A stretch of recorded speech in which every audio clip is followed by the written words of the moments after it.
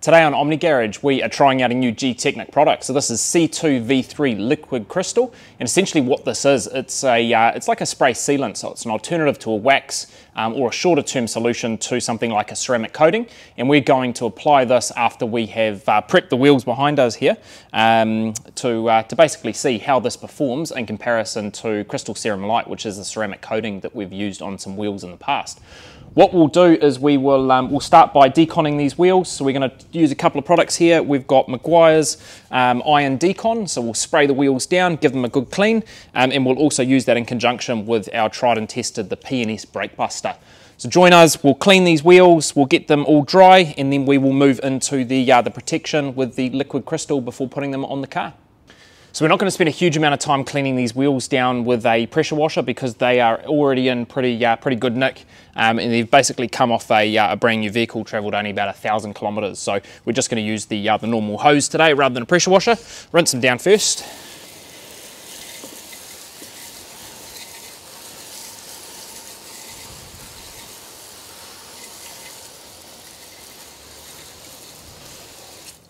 So we'll start out with this here with Mcguire's iron decon, spray the wheels down, let it dwell for a couple of minutes, and then we will spray that off and see what iron build-up we've got on here. Do the face of the wheel first. We're just going to let that dwell for a couple of minutes, and then what we'll do is we'll come along with Brake Buster and our wheel bucket, and we'll give the faces of the wheels a really good clean, as well as the tyres. Give those a bit of a scrub down because they are looking quite dirty, and then we'll come along, flip the wheels over, do the same on the inside of the barrel, rinse them off.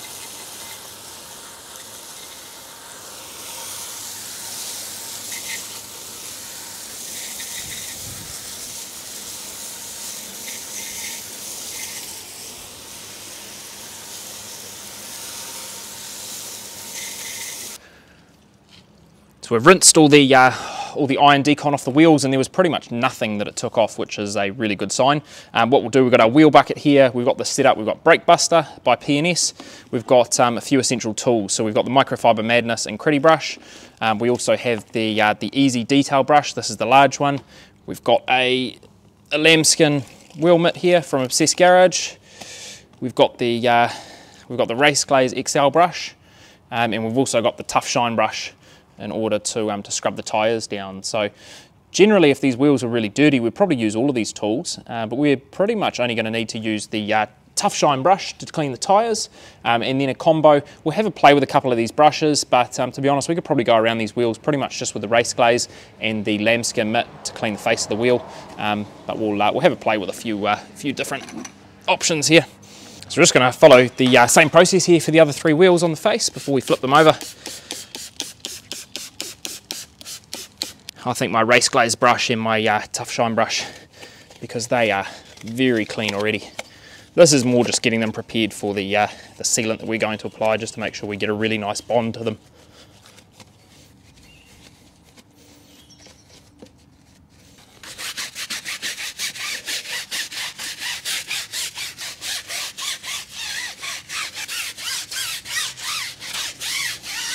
Let's run to the last wheel here, wheel face anyway. I really do like this Race Glaze brush. However, it is this is the XL, and I think when you're using this for a wee while, it actually is quite large in your hand. You can't hold it up here on the handle. You really have to kind of hold it down here, almost like you're holding a pen or a pencil, and it seems to be a bit more ergonomical, especially when you're doing four wheels all in quick succession like this. They do make a 5-pack as well, which comes with a whole range of different sizes. The XL is not part of that 5-pack, so you've got to buy this one separately if you're wanting the larger brush.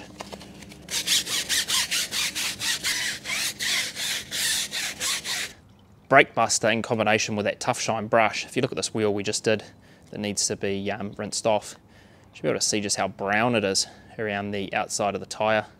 Same on the second one. Really dark runoff. So Brake Buster does a great job cleaning up tyre and rubber. Time to rinse them off and then get them dry. So what I'm doing now is just flipping all of the tyres over, and we're just going to give the inside barrels a clean. But I can just see, even turning them over right now, that they're already pretty clean, and they won't need a whole lot of attention on the inside. So we'll hit it with the same process. We're going to use the Mcguire's iron decon, just in case we do have anything on the inside barrels.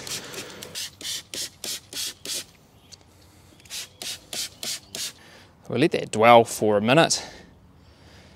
And again, just like the face of the wheel, there is hardly anything on these, on the inside barrel of these tyres, which is a great sign. So it's not that the iron decon's not doing a great job, it's just there is nothing for it to remove.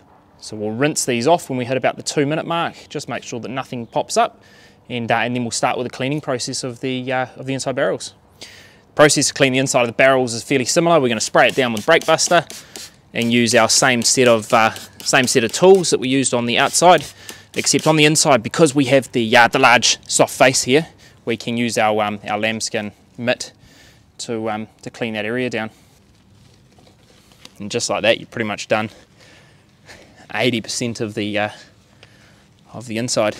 And then really it's just getting into the nooks and crannies with the race glaze brush, making sure we haven't missed anything on the inside here. And the tough shine brush on the tyres. And just look at how brown that is straight away. This is the inside, so even though these have been on a vehicle before, they were really clean, but the inside just never gets cleaned at all. So this is probably the one time in a good 20-30,000 kilometres, unless you do wheels off cleans all the time, that this will get a clean. You don't apply a tyre dressing or anything on this, but it's just nice to know when this goes on the car, these are going to be really clean and tidy. Absolutely filthy. We'll complete this process on the other 3 wheels, and then we will come back to rinse them off. The other 3 wheels on the face before we flip them over. I really don't need to spend a whole lot of time with anything other than already. This is more just getting them prepared for the... Before we can start with the coating process of these wheels, we need to make sure that they are as dry as we can possibly get them, just to make sure we get a really good bond. So we're going to dry them. We've dried them with a leaf blower. Come around with a towel now as well, and then we'll let them sit for a couple of hours just to drip dry anything that might remain on there before we come along with the C2v3. So our tyres are almost dry now. It's only the rubber that's left wet. So what we're going to do now is come along and work on our application of our C2v3 Liquid Crystal by GTECHNIQ. I'll talk you a little bit through this product as we start to apply it, but essentially this is a sealant, and it's going to give us a very similar behaviour to something like C1, which is GTECHNIQ's entry-level ceramic coating, but with the benefit of what it would almost be like having it topped with EXO for the hydrophobic. So we'll get started with our application, C2 Liquid Crystal. So the way that we're going to apply this product here is, what we do is we first shake this bottle, so you've got to shake it really well before the first use. Is we're going to spray it onto one of the GTECHNIQ microfiber cloths here, and then essentially spread it around the face of the wheel. So we're also going to do this on the inside barrel of the wheel that we've got over this side here, and then we'll flip them and do this for the whole set of 4 for the car. The whole idea of this is to spread it evenly across the surface, so you can use this on paint. We're trying this on wheels today as a bit of an experiment. Once you've done that first pass with this cloth, you're coming along with your second microfiber, and what you're doing is you're leveling it out and you're wanting to remove it from the surface here. So you don't want to see any marks or any streaking. You want to remove it completely off the surface. This should make it a whole lot easier to be removing dirt from the wheels, any type of brake dust, and it should give it some really good water behaviour as well to make these really nice and easy to dry after the wash process. I'm going to do 5 spritzes on the towel, and I'll kind of just see how far I can get this to spread around the wheel, and you should be able to see by the streaking where exactly it is it's been applied to. Remembering a whole lot's going to get soaked up by your microfiber towel. So you can layer liquid crystal as well. And one of the other benefits to this is you can use it as a drying aid. So it can be diluted 3 to 1 and applied basically as you're going through your drying stage of the car, which is going to increase, if you're using this on your panels, your paint, it's going to increase the I guess the longevity that you get out of the product, which is quite nice, because with something like EXO, you know, it's basically apply once, and you can't really reapply it on the fly without doing a full decontamination and really going through with your preparation. But this product here you can do. So just from having a read about it, it sounds quite interesting, especially for something like wheels, to be able to reapply this every few months, depending on the longevity. So the only difficulty here is to get in all of the nooks and crannies of the wheels. If you're applying this to paint, it'd be a whole lot easier to see where you've worked. You've kind of just got to methodically work your way around the wheel, make sure you don't miss anything. So I'm pretty happy with that on the face of this. So now we're coming along with our second microfiber, and the whole idea with this one is to level out and then remove any remaining product that is going to be sitting on the surface here. Make sure that you have a look at your wheel from a few different angles, or your paint surface, to make sure that there's no streaking, because that will indicate that you haven't removed all of the product. So your inside barrel should be really easy because you're working with mainly one large surface here. So this is giving you an idea as to what this would be like applying it to paint panels.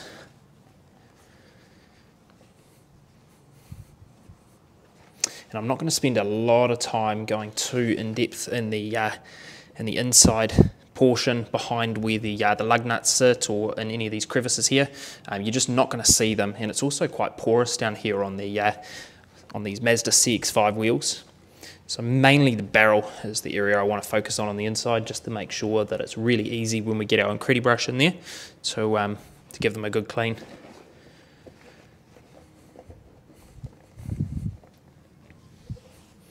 Again, just making sure we buff this so we don't have any product left over. And we're ready to flip these over and repeat the process.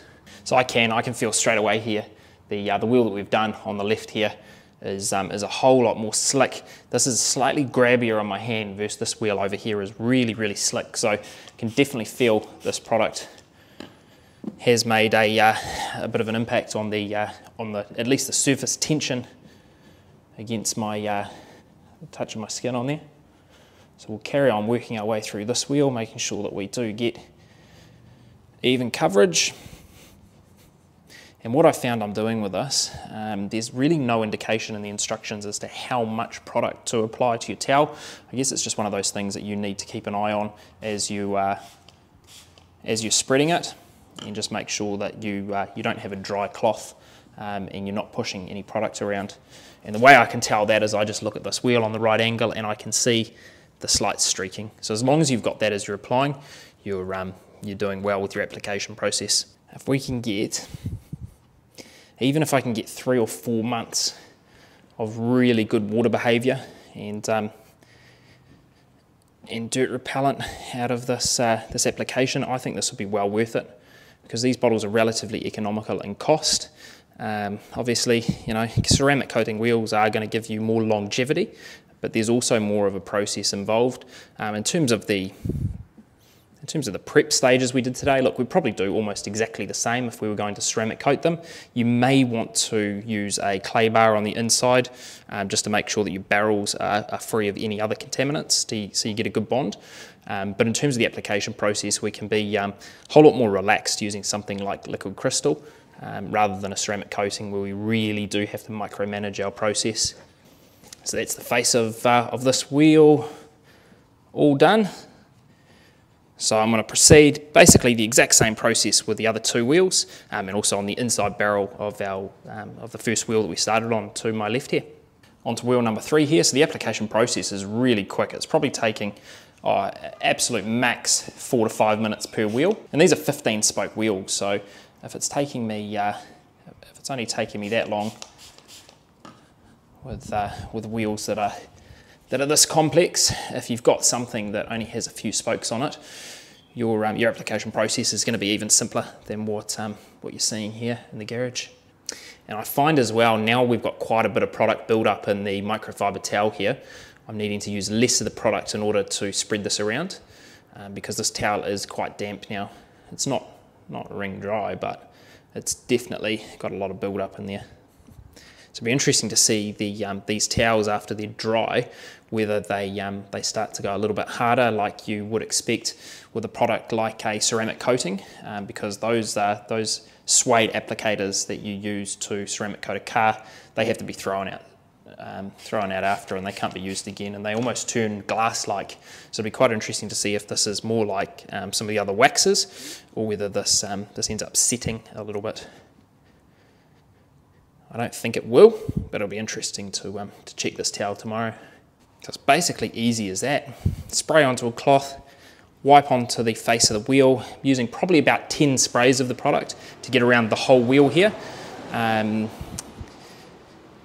then buff off with your second drier microfiber towel, just to make sure it's nicely spread and that any excess product has been removed from the wheel. So I'll finish up the inside barrel of this wheel, work on our final one to my left here, and then I'll come back to you as we dress the tyres before we chuck them on the car. So it's now time to dress the tyres. Now we've finished applying the liquid crystal, and what I'm going to use today is something I've never tried on tyres before. So this is Mcguire's Hyperdressing, and I'm going to apply it using the Race Glaze XL brush. What I typically do on tyres is use a product like CarPro Pearl, but I thought since we've got this product here today, I would give this a go and just see how this performs. Now I am being quite careful just around the inside edge of the alloy here, just to make sure I don't get any hyperdressing on there, because I don't really want this to affect our liquid crystal while that's going through a curing stage. So I'll just be really careful on that inside lip, and I'm just spraying a couple of sprays onto the Race Glaze brush, and then using this to spread across the surface of the tyre. One of the things I know straight away using this hyperdressing is that the smell is amazing. I love the smell of this. So that one is all done. I'm going to work my way around, do the other 3 wheels, and then it's time to get them back on the vehicle.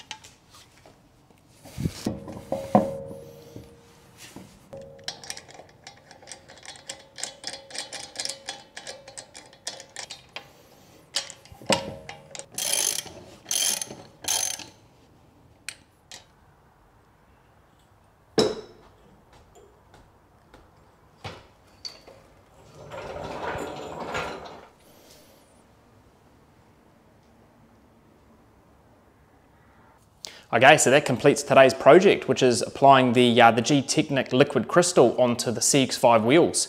Really going to be interesting to see how this behaves over the next, it's advertised as 8 months, but I'm going to say probably over the next 3 to 4 months on the vehicle. It gets washed irregularly, probably once every 3 to 4 weeks. So we'll see if this makes it easier to maintain the wheels. I'm not going to be using this as a drying aid in the meantime, because I really just want to gauge if this is a product that you can use as a really simple spray-on wipe-off application on your wheels as an alternative to doing something like a ceramic coating.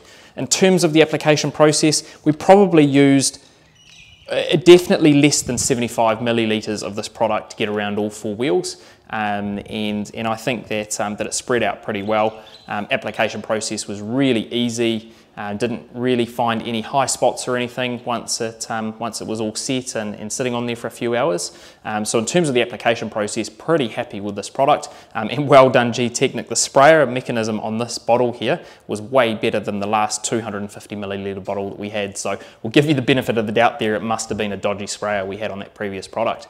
So we will come back to you in a few months' time and update you as to exactly how this has performed on the wheels, if it is holding up, and I'm expecting about 3 to 4 months. It is a really hot area. You're going to get heaps of brake dust on there. I don't think you're going to get claimed 8 months like you would if you were going to apply this on the paint of a vehicle. So our huge thanks to Nick from the detailing shed and GTECHNIQ, who teamed up to send us a few GTECHNIQ products to test out. If you're interested in any of the products, the links will be in the description below. And if you've got any questions for us or you want us to try anything else with us, we've got a solid 3/4 of a bottle left here. Let us know in the comments below. Otherwise, make sure you hit subscribe to stay tuned for the update video in a few months' time. Thank you for watching.